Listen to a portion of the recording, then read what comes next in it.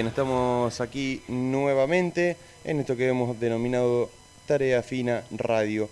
Bueno, estamos en comunicación con Víctor Francisco Lupo, pero por esas cuestiones, digamos, para quien no se ubiquen en quién es Víctor Lupo, vamos a presentarlo. Víctor fue asesor de la Comisión de Deportes del Senado bonaerense en el periodo 88-89, coordinador del Mundial del Básquet de Básquet 1990, realizado aquí en nuestro país, secretario general del Consejo Nacional del Deporte, la CONADE, entre los años 1989 y 92, y subsecretario de Deporte de la Nación entre 1990 y 1992. También ha sido director general de Deportes de la Ciudad de Buenos Aires en el periodo 95-96 y dirigente del Racing Club de Avellaneda. Nuevamente, director general de Deportes de la Ciudad de Buenos Aires 2006 y 2007. Ha participado también como columnista de La Otra Mirada, programa de América Sports TV, y columnista del programa Sociedad y Deporte por FM Palermo. Consejero del Centro de Estudios e Investigación de Deporte, CEID, y autor del libro Historia Política del Deporte Argentino, del periodo 1610 al 2002, publicado por Editorial Corregidor en el año 2004. Autor del libro 100 ídolos porteños, junto a Horacio del Prado, publicado por también la Editorial Corregidor en el año 2009. 100 ídolos tucumanos, por la misma editorial en el 2012. Francisco, la alegría que brota del pueblo, con el padre Carlos Escanone, el padre Carlos Gali, el padre Pepe Di Paola, Jorge Benedetti y el doctor Carlos Ferré en el año 2015, por Editorial Santa María.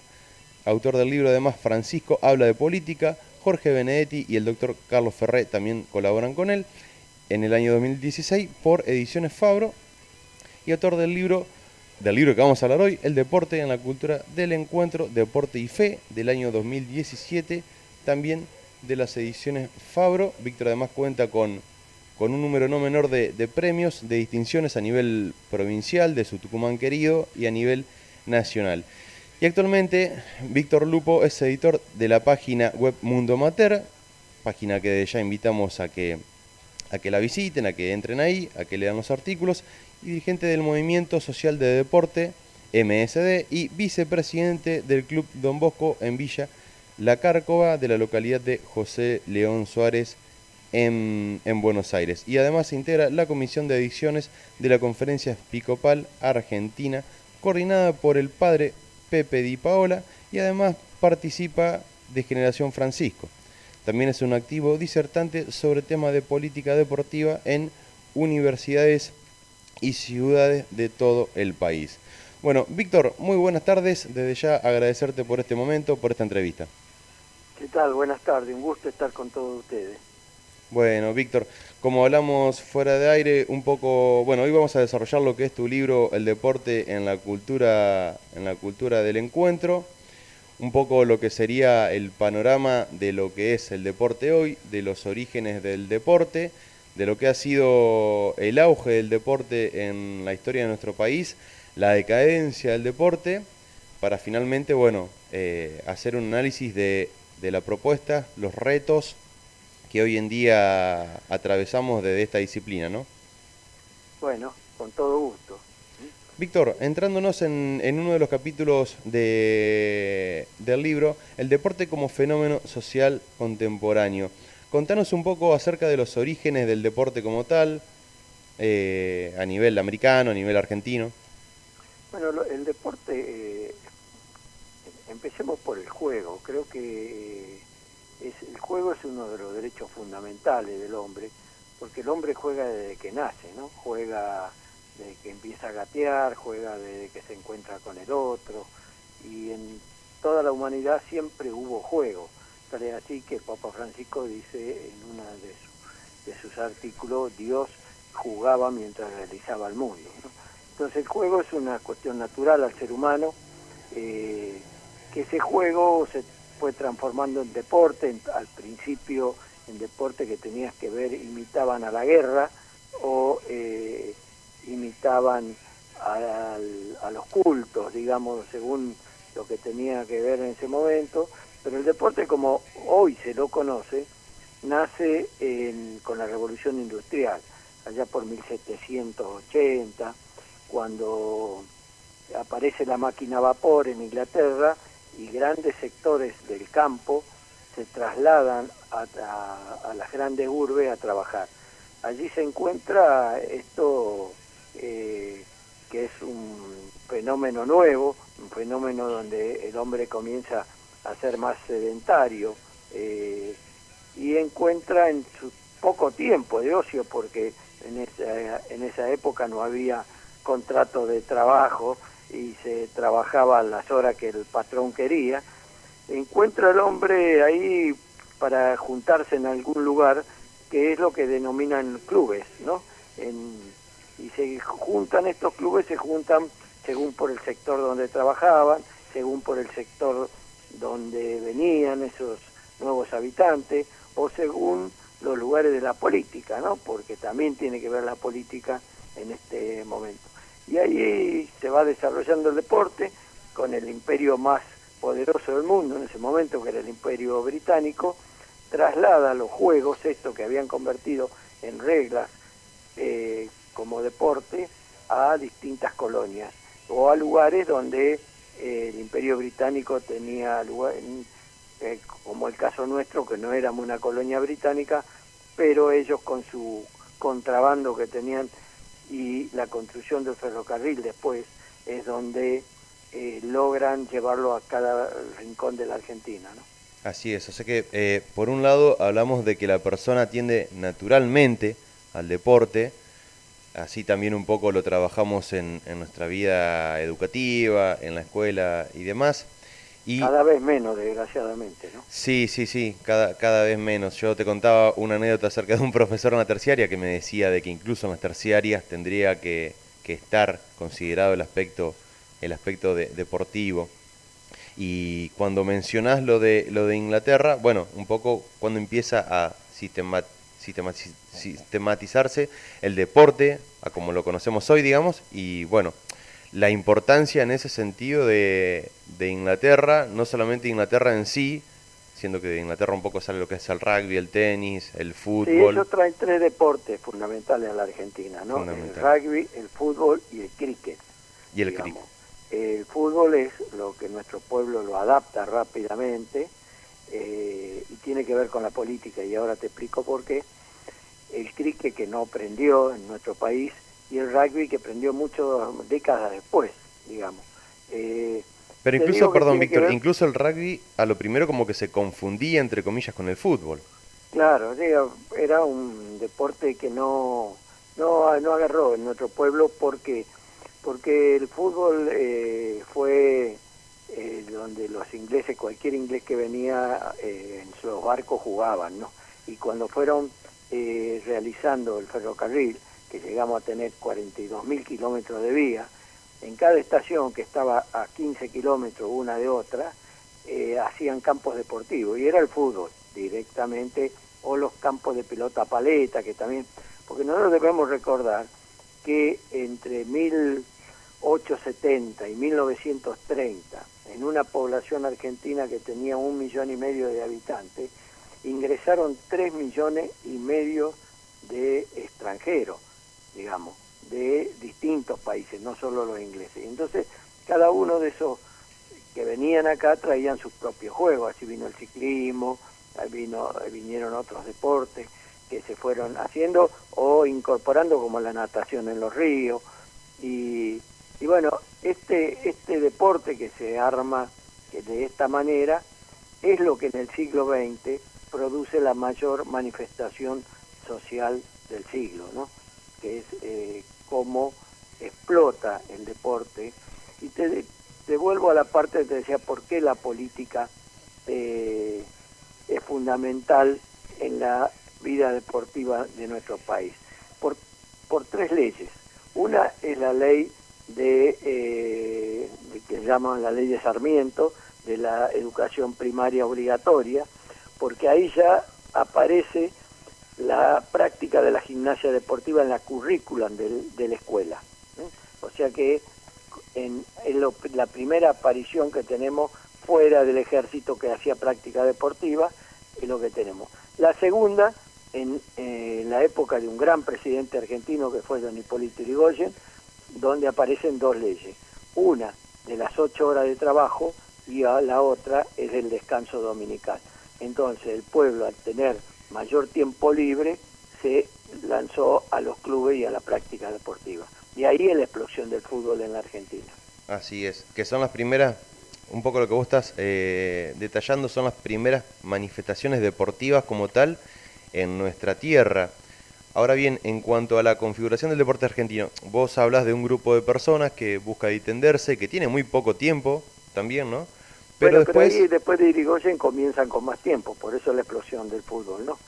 Exacto. Ahora bien, después entran lo que son los clubes a Sí. nivel comunitario y como vos mencionás en tu libro, referenciando a Francisco cuando recibe a ese San Lorenzo campeón de la Libertadores, él dice, el club era mi identidad cultural.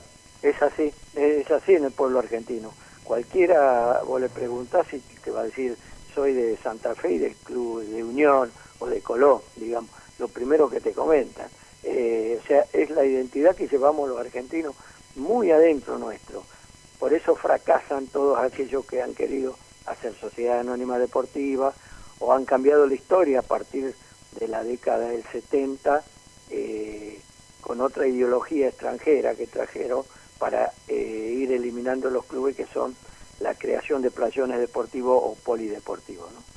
Así es, así es. Pero cuando hablas de identidad cultural, yo pensaba que uno no solamente dice soy de Santa Fe, soy de Unión, de Colón, sino que el club es un punto de encuentro, la gente con la que me conocí en la cancha termina siendo amiga, terminamos haciendo actividades por fuera de lo deportivo, incluso dentro del club mismo, relacionadas muchas veces a la política. Hay muchos clubes que tienen colegios, y a mí un poco el folclore de lo que es el fútbol inglés me agrada bastante. Sigo un par de muchachos que tienen un programa a la media inglesa. Son españoles, ellos hablan mucho de fútbol y destacan mucho lo que es, bueno, en Inglaterra como en toda Europa, lo que son las sociedades anónimas deportivas han Sí. tenido un avance grande y muchos clubes de Inglaterra ahora mismo están dejando de desaparecer.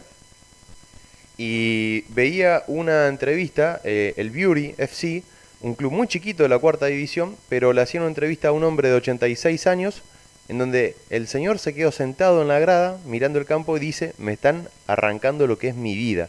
O sea, no pasa solamente me hago de otro equipo y me saco las ganas de ver fútbol en un equipo, sino que el fútbol es su vida. Y a través Bueno, de por eso eso lo de Francisco, ¿no? sí, Eso es lo de Francisco, la identidad cultural es clara. Y hace 2 o 3 años salió un equipo campeón que fue el Fenómeno en Inglaterra, que fue el único equipo que no se había transformado en sociedad anónima, que era un club de trabajadores que no dejaron que se convierta en sociedad anónima, y fue la fiesta del pueblo, porque es esto, el club es parte de la comunidad, ¿no? Es una parte importante de la comunidad. Y cuando uno practica deporte, lo que va haciendo es practicar comunidad. Los clubes, junto a las capillas, según los lugares, o al colegio, a la escuela, o a las cooperativas, son los centros de atracción cultural, donde, a ver, yo te voy a hacer una pregunta, ¿cuántas generaciones de argentinos que se casaron en nuestro país se conocieron en los clubes? así es. Muchísimas, muchísimas. Y los dirigentes políticos de la Argentina, casi todos pasaron por un club. O sea, en la formación de la dirigencia política también estuvieron los clubes. Y a ver, eso lo vemos hoy en día. Bueno, hace poco fueron las elecciones en el club Boca Junior y hay todo un tema en cuanto a la convivencia que hay política y deporte, que ese es un tema en el que nos vamos a adentrar más adelante. Yendo más que nada a la época de gloria del deporte nacional, Víctor, ya que vamos a hablar un poco de política, de planes de gobierno, un poco para que nos cuentes lo que hablas en tu libro acerca del auge durante el peronismo y cuáles fueron las medidas del gobierno más importantes, ya que hablamos de educación y deporte, ¿no? Bueno, el tema deportivo, te decía, a partir de la explosión en la época de Irigoyen, en los clubes empiezan a aparecer los primeros campeones, empiezan a aparecer las federaciones, las confederaciones, se va organizando el deporte y aparecen los grandes resultados en los Juegos Olímpicos, ¿no? Que van mostrando a una Argentina que se iba formando deportivamente. Y la época dorada llega con el peronismo, cuando Perón expresa el deporte es escuela de vida, y comienza todo un trabajo, que era una frase de griega, digamos, donde ellos hablaban del deporte como escuela de vida, y Francisco habla que no hay posibilidades no concibe la educación sin el deporte, que es lo mismo, digamos, y Perón dice en esa época, sin el deporte los pueblos no llegan jamás a tener un alma perfeccionada. Con esa idea, con ese concepto, es donde se trabaja al deporte como una herramienta educativa y no de inclusión, como se dice hoy, porque la única inclusión de un ser humano en una sociedad es la educación. Y entonces, al trabajar en la educación, se pasa de un presupuesto de, no me acuerdo qué, pero creo que era del 4% en educación, al 13,5%. Y es ahí donde está encajada la actividad deportiva. Debemos recordar... En el término, esto llevó 8 años, más o menos. Sí, es un trabajo de 8 años, pero debo recordar que nunca existió la Secretaría de Deporte en nuestra historia.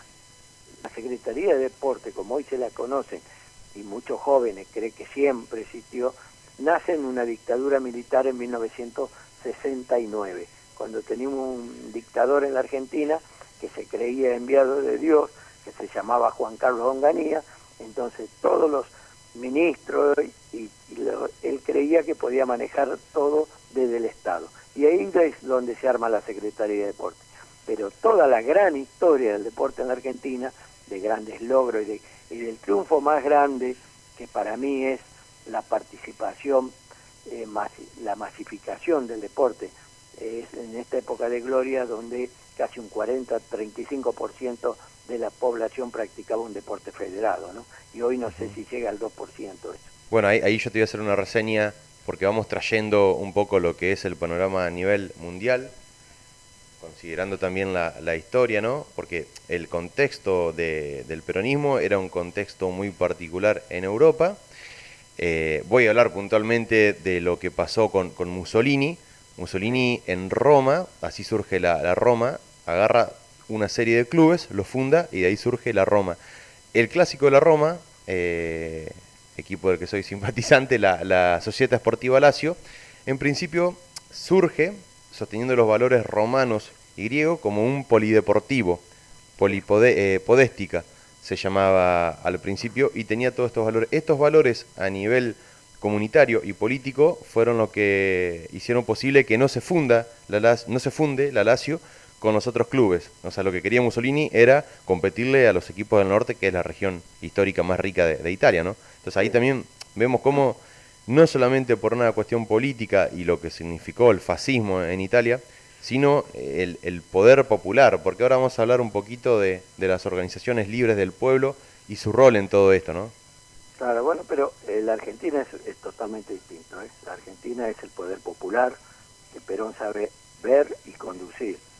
No es el poder del Estado creando clubes, que no lo hizo nunca, sino lo creaba el pueblo. Y Perón tiene una frase que es muy linda, buscarla por Google, sobre Perón y los clubes de barrio, se llama, ¿no? Son 3 minutos donde explica por qué no había inseguridad en la ciudad de Buenos Aires, inseguridad juvenil en esa época. Y él dice, porque creamos 90 clubes de barrio. Lo hacía el Estado y lo manejaba la sociedad. O sea, nunca manejó el Estado a los clubes. Los clubes eran del pueblo, de la gente, y le daba el manejo. Esta es la diferencia, digamos, que yo veo con cuando el Estado quiere manejar, que era la época de Onganía, ¿no?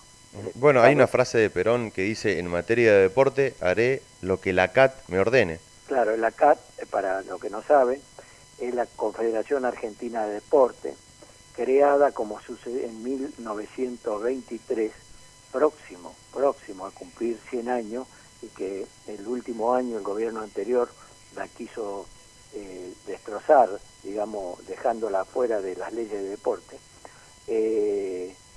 Era una institución que logró tener lo que hoy es en la ciudad de Buenos Aires como estadio el campo de polo, donde se juega el polo hoy acá en Palermo. Era de la Confederación Argentina del Deporte, que en una de las tantas dictaduras que hubo en la Argentina la invadieron y la sacaron con los tanques. Era una confederación formada por las federaciones deportivas y al cual Perón le dio todo el manejo junto al Ministerio de Educación. Y esta CAT es la que llegó a tener en 1955, cuando lo voltean a Perón, 5 millones de deportistas practicando deporte, cuando existía una población que era de 15 millones de habitantes. Una cuestión muy importante ahí, haciendo las salvedades pertinentes como la que acabas de hacer con los regímenes, digamos, de lo que es el Sí. peronismo, el fascismo, no, era la importancia de señalar el veto, la construcción de poder, el pueblo manifestándose frente a esto, Exactamente, ¿no? exactamente. Y algo muy importante, lo que venís diciendo, que reseña tu libro, es que, digamos, en esta etapa ya el deporte deja un poco esa faceta, sigue existiendo algo de eso, ¿no? Pero deja un poco esa faceta de que algunos pocos podían practicar deportes y hijos de trabajadores, gente de los barrios por ahí más humildes y periféricos, tenían acceso a la práctica del deporte con aspiraciones a Sí, dedicarse a ser deportistas, digamos. ahí hay algo fundamental, revolucionario en esa época, que son los torneos Evita, ¿no? Ujú. Que nacen con una idea de Perón y Evita y acompañada por un gran médico que es Ramón Carrillo, ¿no? Que pone el fundamento a esos torneos y ahí es donde creo que queda marcado lo que viene después en el deporte, cuando el deporte que hoy conocemos, digamos, la diferencia que había, porque en esos Juegos Evita, que se hace, que decían que cualquier persona es un ícono ya de la Argentina. Perdón, Víctor, Decían los que Juegos era, Evita que vamos a recordar apuntaban a lo que era la escolaridad. sí, pero apuntando más a la salud, ¿no? Porque hay que recordar que en esa época, digamos, la salud no llegaba, cuando comienzan, allá por el año 48, no llegaba a todos los lugares del país. El chico que se revisaba por primera vez lo hacía cuando ingresaba al servicio militar y ya tenía 20 años. ¿Sí? Entonces los Juegos Evita se hacen para que ya a los 12 años, 13 años, los chicos comiencen con una práctica completa de salud. Y es ahí donde nace, y Carrillo saca un decreto firmado por Perón, que es el examen médico preventivo precompetitivo, se llamaba, y ahí da la frase esta, la ponen en ese decreto, que a muchos les gusta olvidarla, digamos, son muy pocos los historiadores o los periodistas que la escriben, porque va en contra de lo que es el deporte actualmente.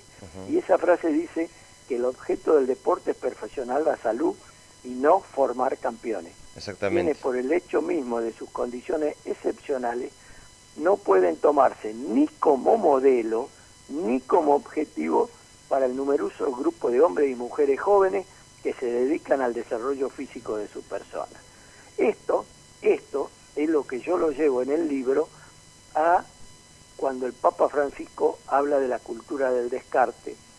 Nosotros denominamos a eso la cultura del podio versus la cultura del encuentro, que es otra cosa, ¿no? Y yo creo que este objetivo, esto de Carrillo y del decreto de Perón, que es quien pone la firma para la iniciación de los campeonatos de vista, es lo fundamental para volver a tener un deporte parecido al que tuvimos en esa época de gloria, digamos. Así es. Sí, ahí en el libro muy bien lo mencionás, que las políticas de deporte son políticas preventivas en lo que a salud refieren. Por eso también muy importante el trabajo que se hace de la Comisión de Adicciones de la Conferencia Episcopal y todos los grupos que trabajan en cuanto a eso. Y fíjate cómo es que, a ver, hoy por hoy a nivel profesional, ¿no? Uno muchas veces se encuentra con noticias de deportistas que salieron fumando, borrachos, drogándose incluso, en situaciones totalmente promiscuas, y a mí me parece que eso no es casual, a mí me parece a No, mí no, que hay una bajada de línea que se quiere hacer.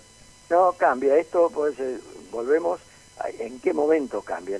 Yo en el libro lo doy a conocer, para mí, que es en los Juegos Olímpicos de México en 1968. Perdón, ahí en tu libro vos ya entrás en lo que es el deporte como sport business y negocios. Claro, claro.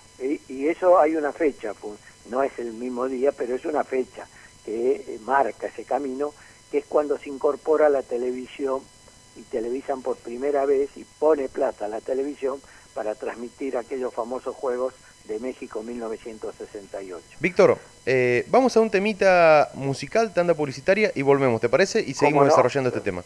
Muy bien.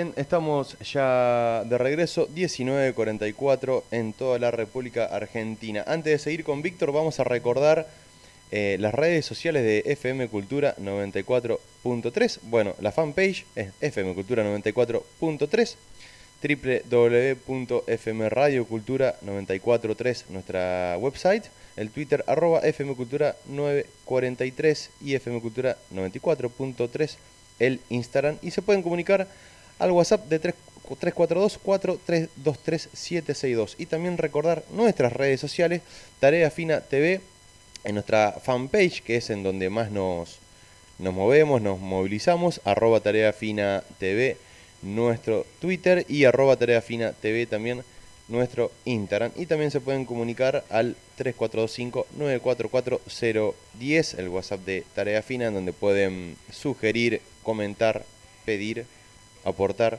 etcétera. Víctor, acá en el corte vamos a hacer una reseña, hablábamos con Nicolás, ya que nos metemos en Sport, Business y Negocios, acerca de la historia paradójica de Adi Dassler y de su hermano Rudy, creadores de Adidas y Pumas, casualmente dos de las grandes, una prevalece más sobre la otra y por ahí no, pero creadores de Adidas y Puma. Y hay una película que habla de la historia de ellos. Nicolás, vos me podés pasar la data. Ahí, bueno, Nico ya me va a pasar la data, ya la vamos a reseñar. Pero bueno, Víctor, como decíamos, vos nos comentabas acerca de las Olimpiadas de México. Sí, ahí es donde el creador de Adidas, que era la marca que ya venía manejando la mayoría de las federaciones internacionales, que había comenzado décadas anteriores, digamos, dando equipos deportivos. Bueno, ahí se da cuenta de lo que podía ser una sociedad de Adidas y la televisión, ¿no?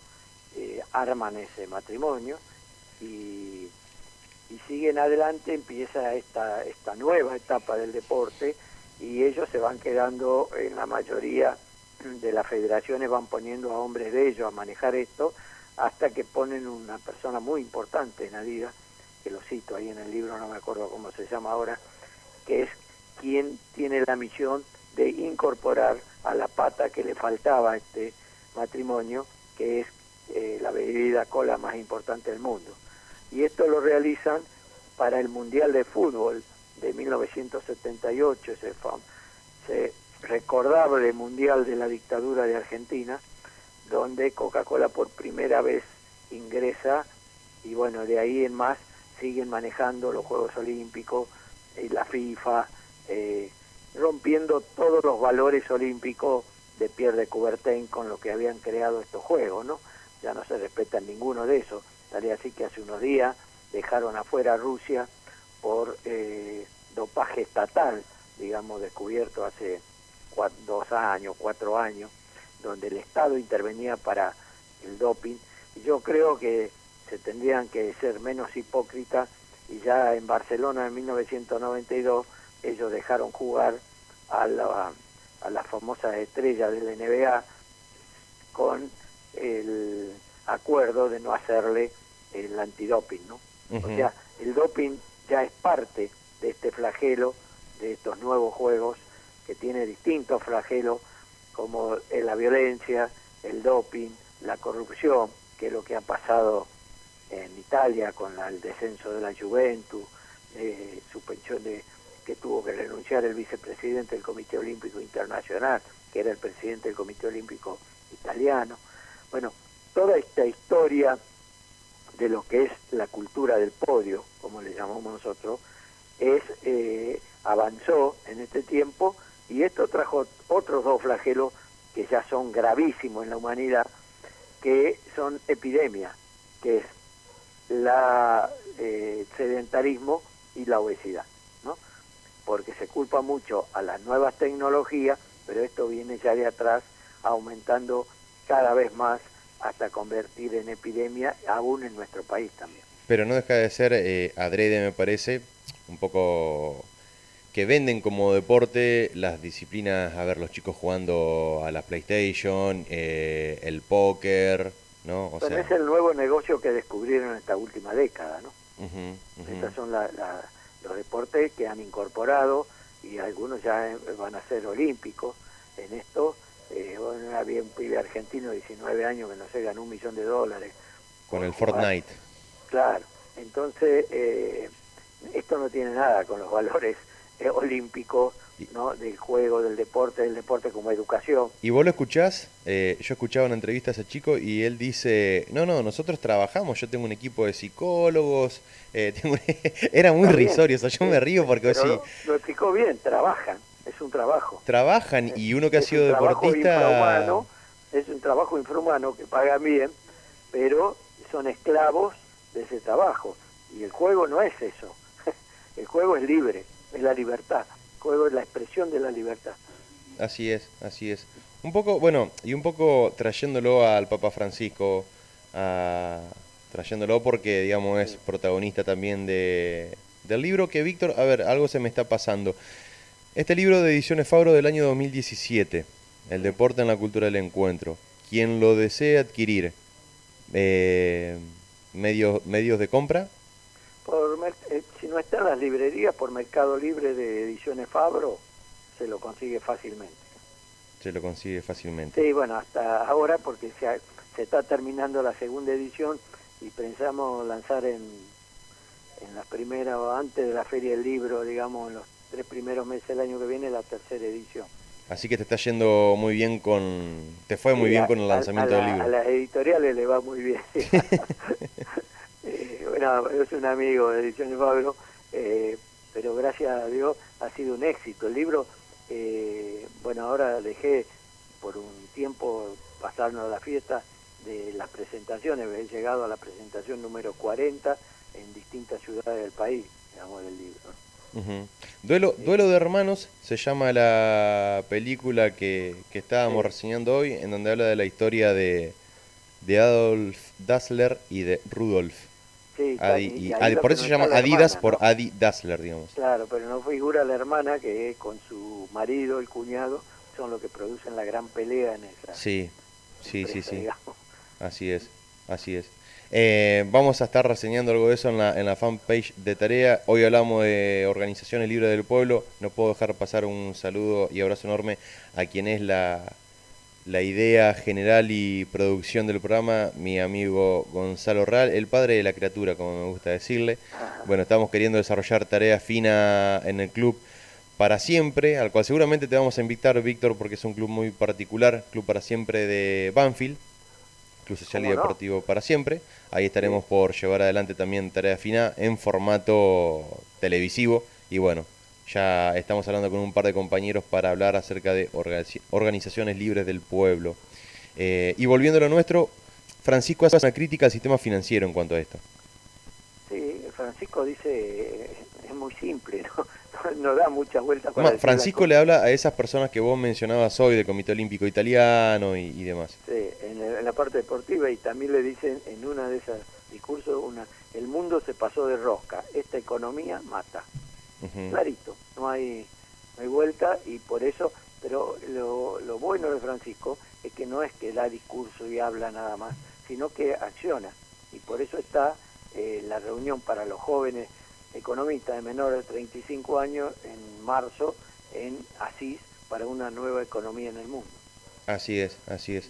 Víctor, un poco vamos a entrar ahora en lo que sería la conclusión y la propuesta, ¿no? Porque habíamos dicho de hacer una mención a, bueno, a días de asumido el nuevo gobierno, el cual todos pretendemos que sea un gobierno que exprese lo que el pueblo desea. Y bueno, y en materia de deporte hay que hacer mucho, ¿no? Sí, En la conclusión, bueno, un poco, vos que trabajás mucho con el padre Pepe Di Paola, en una entrevista que tuvimos con él, hablaba de las 3C, ¿no? sí, De esta trinidad entre colegio, capilla y club, sí, ¿no? O sí. sea, la importancia de los clubes, me parece a mí destacar, ¿no? El trabajo político en los clubes, pero político siempre entendiéndolo como buscamos entenderlo de tarea fina de lo comunitario. Sí, sí, lo que entendía ya Aristóteles y Santo Tomás, entendían, decían, mirá que han pasado siglos, ¿no? Aristóteles decía que toda acción o omisión del hombre en la sociedad es política. Es tan simple. Así es, así es. ¿Y ustedes desde desde el movimiento social del deporte ya están trabajando en concreto en en alguna Sí, política. nosotros hemos lanzado una propuesta hace mucho tiempo, el MCD tiene propuesta, porque la Argentina tiene una historia deportiva y esa historia deportiva se fue construyendo, y la construcción de la historia en la política se hace con leyes, ¿no? Y creo que la Argentina tiene una herramienta fundamental, que son las leyes de deporte dictadas desde la ley 2654 del año 74, que es la única ley que envió Perón y la puede firmar, la sanciona, y que se la cumplió el 74 hasta ahora son 45 años, pero se la cumplió solamente 3 años cuando fui funcionario de deporte. Esta ley fue actualizada en el año 2015 por la 27202 y creo que hay que cumplirla, nada más. Las leyes están para todos. Está el caso de la ley de clubes, que los clubes no tendrían problemas, la ley de la asignación universal por deporte, o sea, dar un pago societario a los chicos que están en la asignación universal para que puedan practicar deporte en los clubes.